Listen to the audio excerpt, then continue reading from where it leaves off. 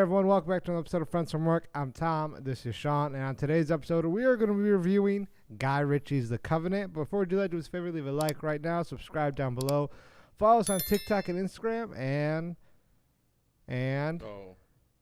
Instagram, YouTube. No, spoilers, you. Wow. Sorry, spoilers. All right, so yeah, let's get right into it. My overall thought or initial thought with this, watching throughout the whole movie, was this seemed like a very big passion project for Guy Ritchie.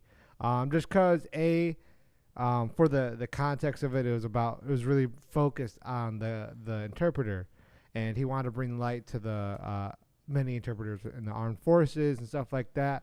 Because I mean, we've seen like rescue missions in military stuff like that before, so that was always a Hollywood staple per se. Yeah, but to cut you the off, story. I agree. I thought it was gonna be the story of them, like the whole movie was gonna be Jake Gyllenhaal like trying to rescue him, but that was like the last 10 minutes of the movie. It was like the final act. Yeah, That was it.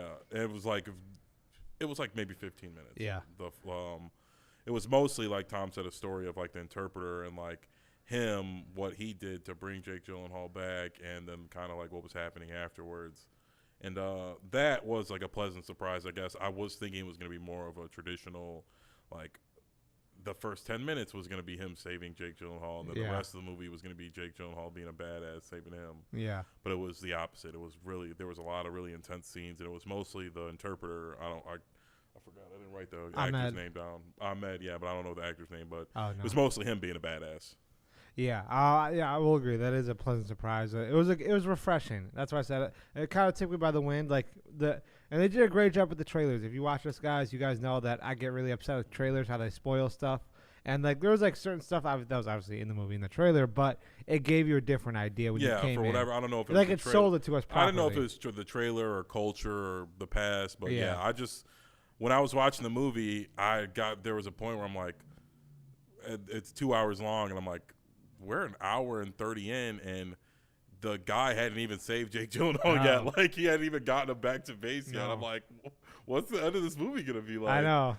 And then, like, he saves Jake Gyllenhaal's life, and then, like, Jake saves him in the final, like, 15 minutes of the movie. Like, yeah. It was very, like I said, they did a good, I wouldn't say I didn't like it. I just, like I said, the trailer was misleading in that sense. For whatever reason, I didn't get the vibe that's how it was going to be. I agree. It was going to be like Jake Gyllenhaal's movie, but it's really Ahmed's movie. Yeah, and it was a decent surprise. I had a mixed feeling, but I sat with it longer because this wasn't the movie's fault. It was my fault. So, little backstory was I bought a ticket for 7:10. I went to the movie theater that I usually go to. It was the wrong one, I guess, because I go to Regal, and it was the wrong location. And I was like, all right, let me just buy the movie at the one I'm at now. They're like, oh, we're not showing that one. But every other movie theater I looked up was showing it. So then I had to wait another hour and a half. I had to go to an AMC one, and then I went at 9:10. I was already tired already because the night prior I was out. And it was a whole mess of trying to see this movie. And it ruined it. Like, it put a bad taste in my mouth. But I sat with it. That's why I don't have too many notes on it, because I was like, I don't even care about this movie. I want to give it a 1.2 for everything. There are some boring parts. There was.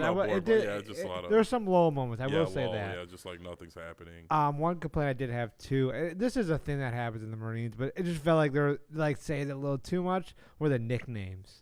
The nicknames were bothering me a lot. I was like, they're like, come on, Chow Chow, come on, JJ, come on, Jack Jack. Like, what? Like, why is it all? It was bothering me a lot. I guess I didn't remember that part so much. I kind of liked the Jarhead part where like Jake Gyllenhaal was a jerk. Yeah, like, and I liked how Ahmed didn't back down from him. Like the whole movie, he was always correcting him. He would use words. He would like, "You're supposed to be the translator." And he's like, "Actually, I'm the interpreter." Yeah. And he's just like, "Yeah." And he's like, "Are you?" He's like, "Are you fucking with me or something?" And he would just keep that like, and like he would give the impression like, "You don't do that to me," but he would keep doing it. But it was more of a sign of like, you're gonna respect me too. You're not just gonna talk crazy to me, like, right? And I like that a lot. But I thought Jake Gyllenhaal did a great job playing the typical jarhead badass with PTSD. And, I wasn't surprised that Jake Gyllenhaal was going to do really good with that. Yeah, he's one of my favorite actors, I will say, of this generation. Yeah.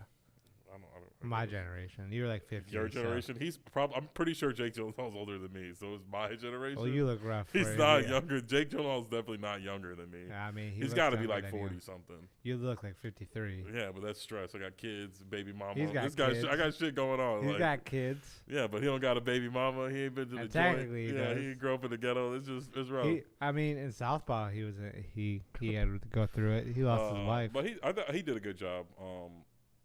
I like the realism. Yeah. The there action wasn't was a lot really of like grounded. over the top. There was no like over the top action. All Yeah. the fighting scenes felt authentic. Yeah. It was mostly usually like 2-on-2 or 3-on-2. It wasn't like Jake Gyllenhaal versus 40 guys and beating them all. It was just doing backflips. And then like like they would like run when stuff like that was gonna happen. Yeah. Which I like. They bring some realism to them. You know what I mean? To pay a little homage to the actual military to make those guys. I mean, it's a tough job, but they're not taking on 50 guys by themselves. No. Yeah, no, that's actually was the point I was going to bring up next. Yeah, the action was really grounded. You never saw it, like you said, like Jake Gyllenhaal doing backflips off the wall to get 7 guys or something like that. And even when it was 4 guys, he got like 1 or 2, but then got beat up, and that's when he got captured. Yeah, it was because it was like 4 guys. It wasn't in movies. It wasn't that. In movies, that's not that much. But like exactly. Said, John Wick, no problem. Yeah, he would have killed the whole Taliban and Osama bin Laden in an hour. Yeah. But yeah, I will say that. I'm trying to think. Look right here. Oh yeah, this is what I didn't understand. So when he met with Anthony Starr. I'll bring him up in a minute. But he met with him, and he uses Ron K, like it was an alias. And I was watching. I was like, they never specified he couldn't use his actual name, John Kinley. Yeah, he did. He did. When initially, when his buddy was helping him get over there, he told him like, "Oh, you can't use your real name because if they hear it on the wire, that he's on the Taliban's most wanted list, they would try to be taken." And it wasn't the army, but it was like. The Taliban was like listening to the army's radios, like trying to intercept it at least, and like his name couldn't be said over the intercom. But the guy does say that. I'm not saying it makes sense or not. But no. Oh, okay, yeah. He does tell him like, I'm gonna hook you up with this defense contractor guy, and he's like, I'm gonna have to give you a fake name and a fake boarding pass because if Taliban catches wind of you coming over there. Okay. They'll be following you head to toe. I must have missed that because in my head I'm like. It was like I said. It was pretty quick. Like his buddy was like, "I'll hook you up with a contractor, and you're gonna have to change and you're gonna have to use an identity." It wasn't like they talked about it. He just said it was like a sentence. And okay. Okay. Then I guess that will be revoked. Yeah. That now makes sense. But yeah. Speaking about Anthony Starr, I mean, in the trailer they kept pushing him a lot, obviously because The Boys is such a huge thing. That's a great selling point. But they only kept showing that one clip of him in that chair, so I knew he wasn't gonna be in the movie that long.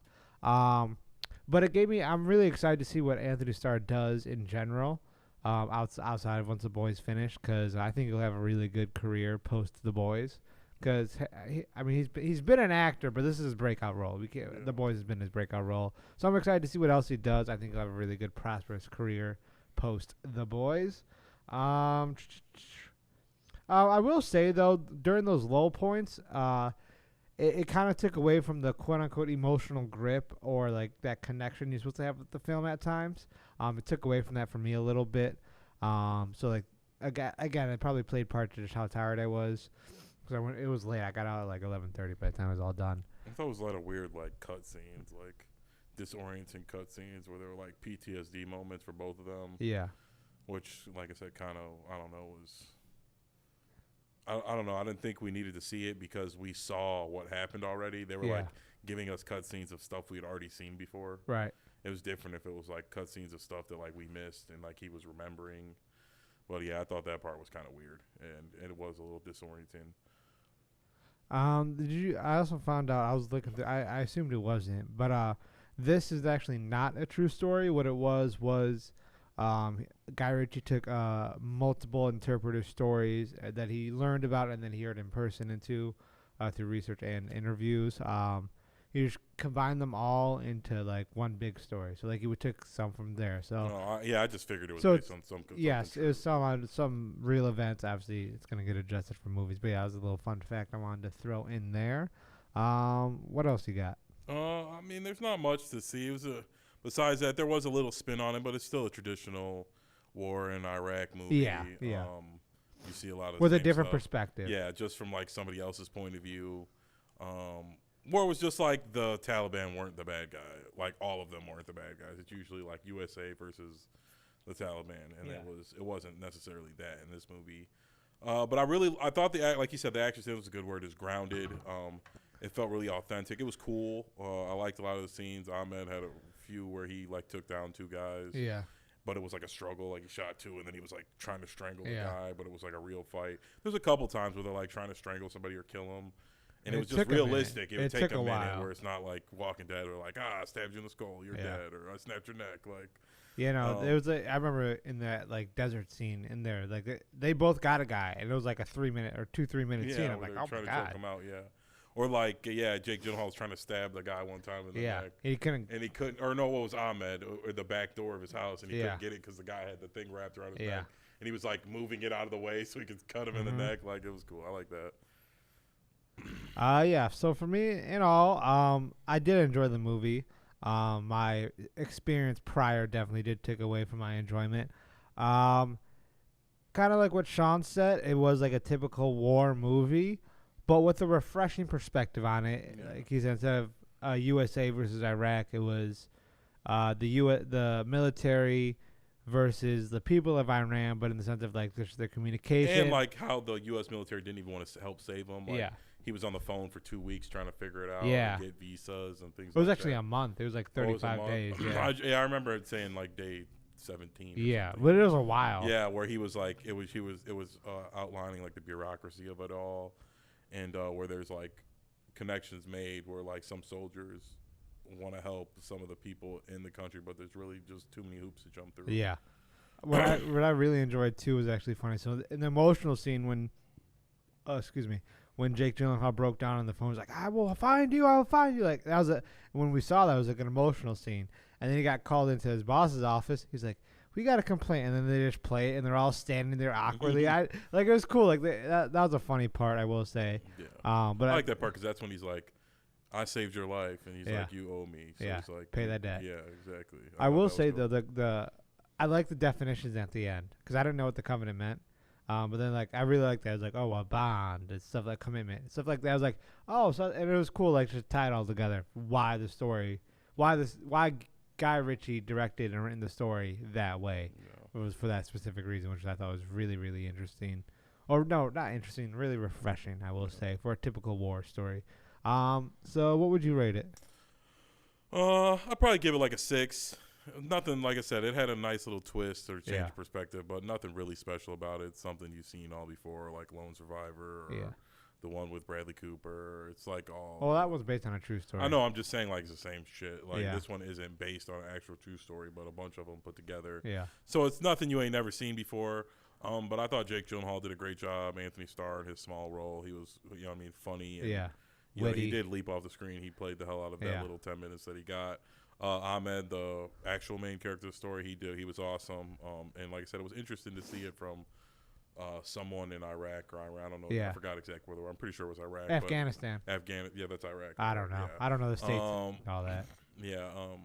It was interesting to see it from like his perspective, and like as somebody who was against the Taliban and was working with the U.S. government. And we always like, for the most part, it's always like, those guys are the bad guys and all the Americans are the good guys. Yeah. So, like I said, that part was refreshing. I'll give it a 6 out of 10. Nothing special. I won't watch it again, but I didn't hate it. I got through it pretty easily, and there was a few lulls, but it was pretty action-packed. Yeah. For me, I give it a 7.4. I had a lower rating, but again, it was just after just the 5 hours for me to try to see this movie. It was a hassle. It was a very refreshing take on, like we said earlier, war movie. But it was a refreshing take. I was really interested to kind of see like the ins and outs of how the military would interact with the civilians of Afghan and all that stuff like that. It was really interesting to see. And Ahmed was a phenomenal character. I really enjoyed him. Will I watch it again? Probably not. Just like I said, it's one of those where you don't have to watch it that many times. You can watch it every now and then, but I don't see myself rewatching the second it comes out. I'll watch it maybe if it's on or something like that. But yeah. Okay. Sorry. That is it for this episode, guys. Do us a favor before we head out. Do us a favor, leave a like right now. Subscribe down below. Follow us on TikTok and Instagram. Links are on the screen and down below. Comment down below if you saw this and what you think of Guy Ritchie's The Covenant. what we should review and discuss next. Other than that, I'm Tom. This is Sean, and we'll see you guys next episode. Take care. Adios.